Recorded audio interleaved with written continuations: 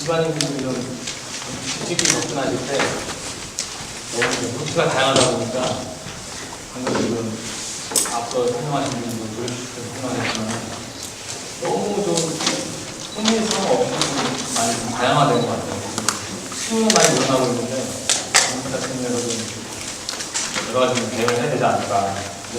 저희는 국가사무실로서 대한민국에 좀 많은 집들을, 그다음에 예쁜 집들을 채워나갈 수 있도록 작업을 좀 많이 하고 있고요. 그런 디자인 쪽에서 일반화를 추구하고 있는 그런 젊은 디자인 팀들입니다. 제가 작업한 집들을 간단히 보여드리면 이런 것들은 양평에서 작업한 것들이고 책에서 한번 볼 수 있고 이런 것들 하나 신기해서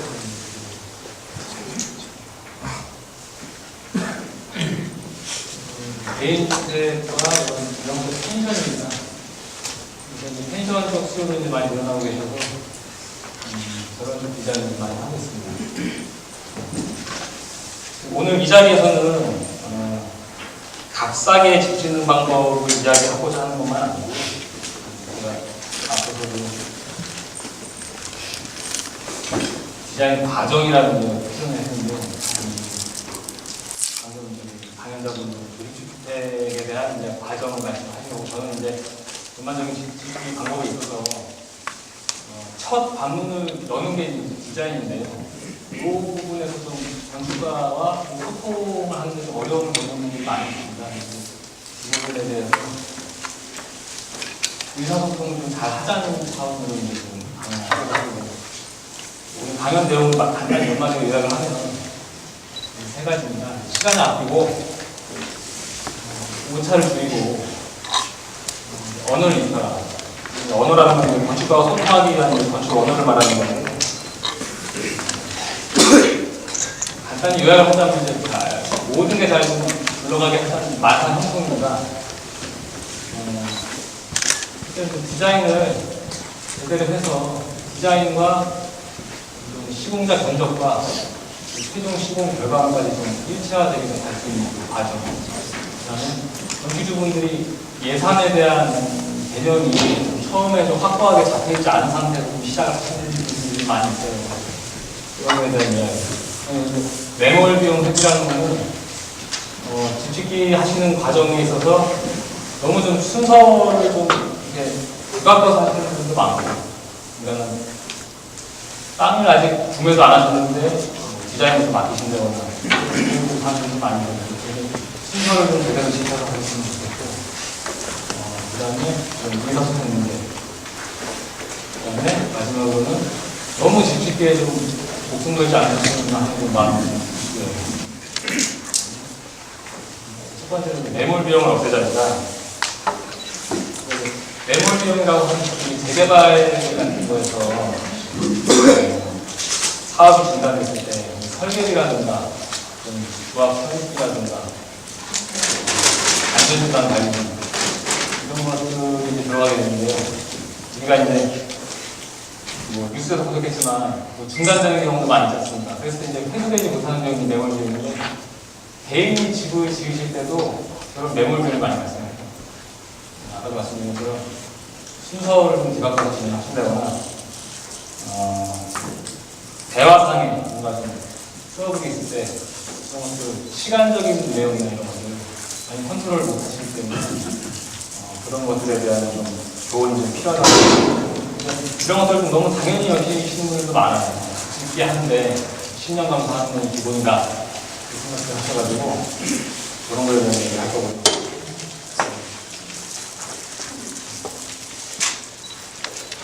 그림처럼 전체적인 일단 디자인에 들어가지 않았는데 허가부터 받아놓고 가겠다는 분들도 많이 있어요. 허가부터 받고 디자인은 나중에 하겠다 그런 분도 많이 있고요. 그리고 땅을 살 때 문제점이 있는 땅인데 그런 분들도 있어요. 땅하고 들어가는 게 알아보고 땅을 구매를 하셔야 되는데 땅의 지분이 여러 개 좀 지분 쪼개기가 돼 있는데 나중에 그분들한테 사용 허가만 하면 된다. 그런 차원에서 너무 낙관적으로 보시고 다른 것도 대답하시는 분도 계세요. 이런 순서도 잘 지켜서 진행하는 것이거든요. 그래서 그런 부분에 대해서는 관청이나 이런 거 보셔가지고 정확하게 적법한지 좀 짚어서 진행하시는 게 좋을 것 같습니다. 건축분들이 좀 진행하실 때 지식의 과정이 좀 다양하지 않습니까? 지금 주택업체 이런 부분들은 우리가 보통 하우스, 승무선 하우스나 하우징 같은 업체들이 있죠. 그런 분들은 설계 시공을 일괄 진행하게 되어 있습니다. 그런 업체들 같은 경우는 건축주분들의 좀 선택이 좀 많지가 않아요. 많이 옵션 공사 같은 것들만 들어가고 일괄로 진행하기 때문에 건축주분들이 많이 개입할 여지가 좀 적은 이게 아마 주로 많이들 접하시는 방식이 될 거고, 이런 방식은 아까 지금 전 강연자 말씀하신 것처럼 스스로 많이 챙기셔야 되는 그런 과정입니다. 인허가 위주의 진행이고, 많은 일을 챙겨야 되고, 그래서 직영공사를 하거나 해서 공사를 생각해서 챙겨드릴 수 있는 그런 방식이고, 이런 게 이제 건축가에서 진행하는 방식입니다. 설계 시공이 분리되어 있는 디자인 위주의 진행이고, 이런 것들이 배선거 진행이 가능하다는 장점입니다. 요즘 이제 아파트 시장이 많이 다운되면서 단독주택 계획하시는 분들 많이 계시는데, 이게 좀 여러 가지가 맞물려 좀 있는 것 같아요. 아웃도어 시장도 좀 많아지고, 젊은 분들은 캠핑 하시는 수도 많이 늘어납니다. 그런 뭔가 희한하게 좀 경기가 위축되면서 개인에 대한 생각들이 좀 많이 해치게 되는 것 같습니다. 막 성장 위주로 달려가다가 정책에 좀 들어갔을 때 희한하게 이런 건축주분들, 이런 분들이 나에 대해서 좀 생각을 하고 내 가족에 대해서 좀 생각을 하는 단독주택 계획도 부각과 좀 맞물려 들어가는 것 같고요. 그래서 이제 아까 계속 매몰비용 말씀드리고 있지만 이런 건축주분들이 진행하고자 하는 포지션을 좀 잘 잡으셔야 돼요. 이런 말씀드린 것 같은 직접 진행을 할 거냐에 대한 어떤 방안과 설계와 시공 같은 것을 일괄로 진행해서 갈 거냐, 그리고 아파트 같은 식이죠. 분양까지 할 수 있는 이런 것들은 이제 내 개성이 좀 표현되는 그런 과정이라고 볼 수가 있죠. 제가 진행하고자 하는 주택을 어떤 프로세스에 맡겨서 이제 가느냐, 이거를 좀 생각을 하고서 처음에 약간 좀 끼시는 게 좋을 것 같습니다. 그리고 다음은 건축 예산을 설정하라는 내용이고요.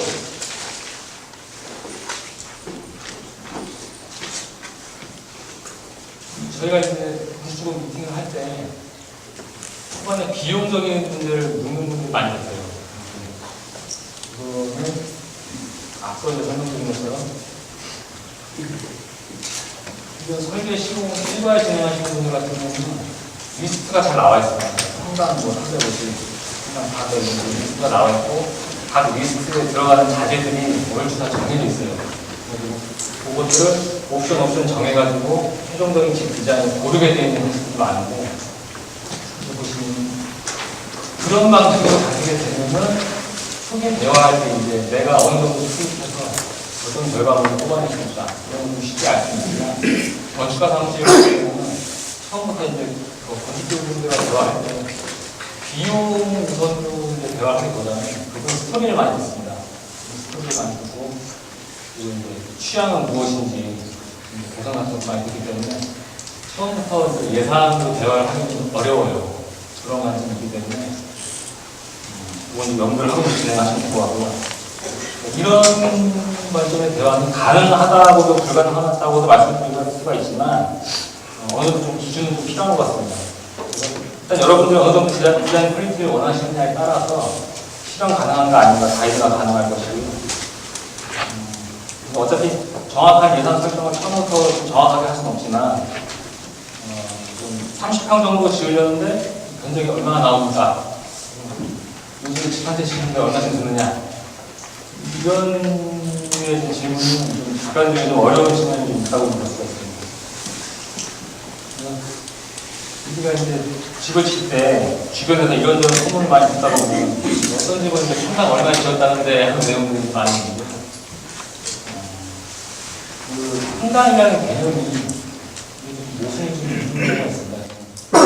숫자로 일단 표현을 해놓고 나면 그 근거가 이제 어디에 있느냐에 대해서 생각들을 많이 하게 되는데, 그리고 이제 가구공사나 조경공사나 인테리어 공사 같은 게 포함이 된 것이냐, 그걸 따져볼 필요가 있고, 우리가 이제 잡지에서 설명하듯이 무슨 소개를 하고 이 집은 평당 얼마이셨습니다 했을 때 그걸로 이제 대화를 하게 되는 경우가 많아요. 어떤 집은 얼마이셨다는데 가능합니까?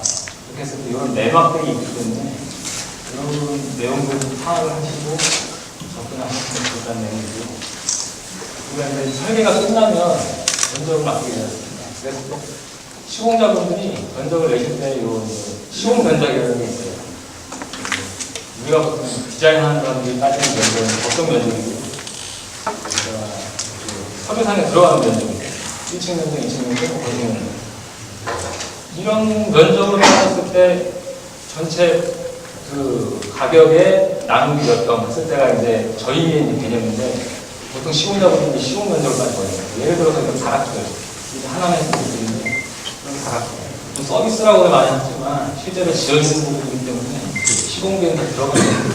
그리고 이 공간 같은 경우는 지금 주차장 위에 이제 선도 테라스인데요. 2층에서 쓸 수 있는 테라스를 만들었는데 이 부분도 법정 면적에 들어가지 않아요. 그리고 이런 오픈 공간들도 시공자분이 면적을 낼 때는 다 그냥 바닥이 있는 걸로 상상하면 되는 거예요.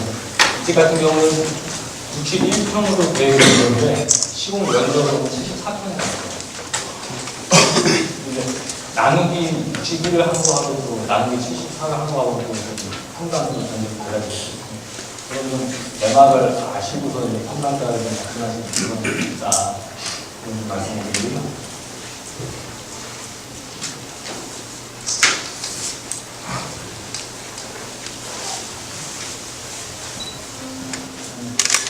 이과 같은 경우는 양평에 이제 회원님의 지었던 집인데, 디자인이 좀 특이한 게 한 방향으로 깁니다. 우리가 중사비 따질 때도 이런 식으로 전방향에 가까워지면 중사비가 좀 다운되고, 이런 부분이 길어지게 되면 벽체 양이 늘어나기 때문에, 예를 들어 이게 10m 곱하기 10m면 300회배. 얘 같은 경우는 예를 들어 20m 곱하기 5m면 100회배. 근데 얘는 벽체량이 한 50m가 되고, 한 40m가 되고, 그런 식으로 벽체 양만 가지고도 한 60%가 생겨나게 되는데, 이렇게 되면 이제 뭐 바깥에 두는 자재량이나 안에 두는 인테리어 마감재량이 늘어나겠죠. 그런 이런 이제 숫자로 얘기할 때만 몇 평짜리 집 있을 때 평단가가 왜 올라가요 하는 관점에서 봤을 때는 이런 부분들도 있다는 걸 말합니다. 그래서 너무 평당 얼마에 몸을 마시고 나의 자금 내에서 어느 정도 퀄리티로 얼마간의 규모를 지을 수 있는가를 가능하는 게 올바른 접근인 것 같아요. 그리고 사실 디자인 관점 외에도 자재를 쓰시는 데 있어서 중미산을 썼느냐, 중국산을 썼느냐, 그리고 여기 수입되는 노트분들, 그런 분들도 조금이 다양하잖아요. 12만원짜리 이건 드시는 분들, 18만원짜리 이건 드시는 다양하기 때문에 어떤 과정과 이제 어떤 내역을 설정해서 지어질지 모른다는 거예요. 그런 부분들은 내막을 아시고 이제 평당 공사비에 대한 기준을 잡으시면 좋을 것 같고요. 그 다음에 제대로 된 설계도를 끼고 집에 들어가자. 어떻게 보면 이제 저희가 정말 알고 싶은 핵심적인 내용을 지금부터라고 할 수가 있는데,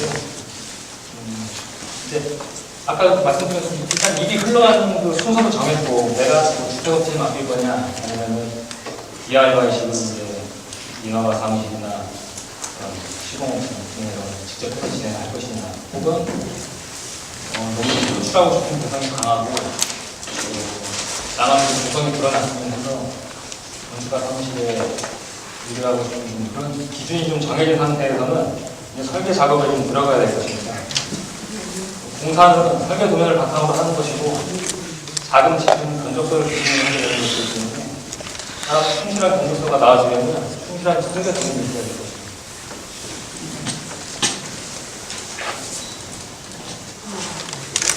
이 집은 저희가 충분했던 집인데요. 이게 이제 처음에 디자인 나타냈던 형태예요. 완성된 모습이고 많이 비슷하다고 보실지 모르겠는데 좀 변동이 많이 없으려면 기준자는 부분이 상당히 좀 나와야 돼요.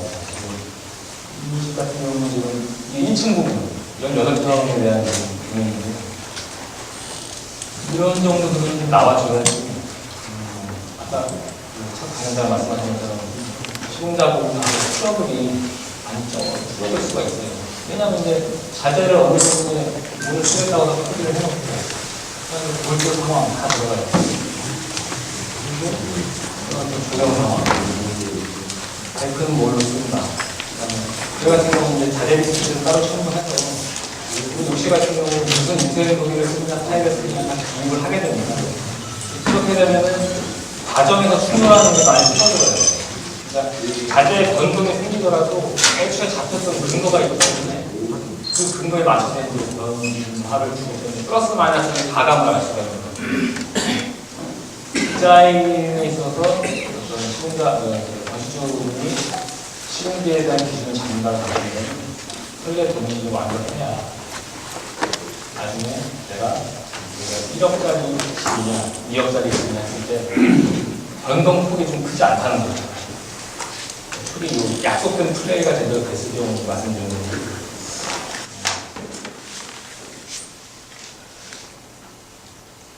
이게 단면이에요.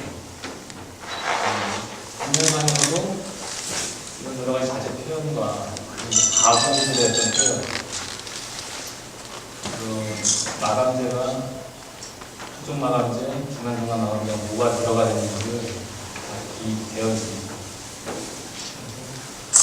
목소리 크게 연주하는데요? 아, 목소리가 작습니까? 아, 이거 뭐 연주하도 안 돼요? 아, 이렇게 돼 있고요. 이런 것이 근거가 돼서 정확한 분석도가 나오게 되고, 그래야 이제 추가 금액이 없이 그 이제 처음에 설정되어 있는 디자인 그대로 집이 지어질 수가 있습니다. 수리 계획과 완공된 이름이 좀 최대한 매칭이 되게끔 진행을 한다고 잘 꾸며진 도면을 잘 해석해야 되는 게 견적술의 역할입니다. 이런 견적술은 일반적으로 많이 다니는 견적술이에요. 일식 견적술이라고 해가지고 각 항목별로 가격이 나와 있는 그런 거예요.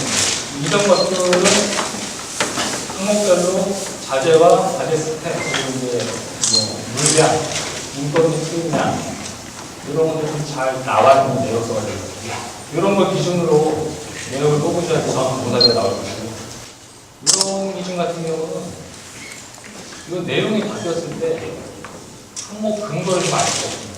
이런 공사 같은 경우는 타입이 이제 뭐가 쓰이느냐, 사시가 뭐가 쓰이느냐 기준이 다 바뀌거든요. 정확한 도면에 이런 정확한 내용 나왔어야 우리가 어차피 추구하고자 하는 것이 원하는 디자인을 뽑았으면 그 디자인이 이루어지기 위해서 약속된 플레이가 되어야 한다. 그랬을 때 내역서조차도 자세한 내역서가 돼서 변동 상황이 생겼을 때 그 근거가 미약한 이런 번역서가 되면 안 되겠다는 얘기고요. 다음은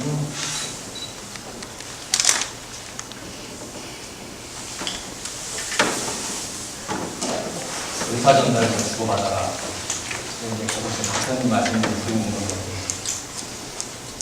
처음에 가격으로 접근을 하셔서 대화하는 좀 어려운 부분들이 많이 있는데 가능하냐 안 하냐 확인부터 하는 것이 이제 초기에 관심 있는 분들이 많은데요.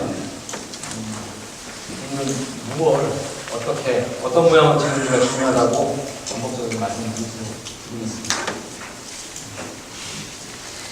좋은 의사전달에서 어떤 게 있을까요? 보면은 그냥 그려서 가져오시는 것이고요. 모형을 만들어 오시는 거예요. 그러니까 그래픽 작업까지 아예 해오시는 분들, 이게 다 제가 한 거 아니에요.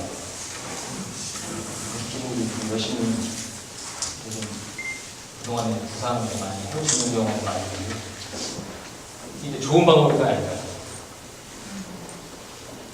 좋은 방법이에요. 좋은 방법인데 건축가 사무실하고 미팅을 하실 때는 뭐랄까 초반부터 이렇게 구체적인 작업을 해보시면 좀 건축가의 좀 창의성 제한하는 그런 부분이 있습니다.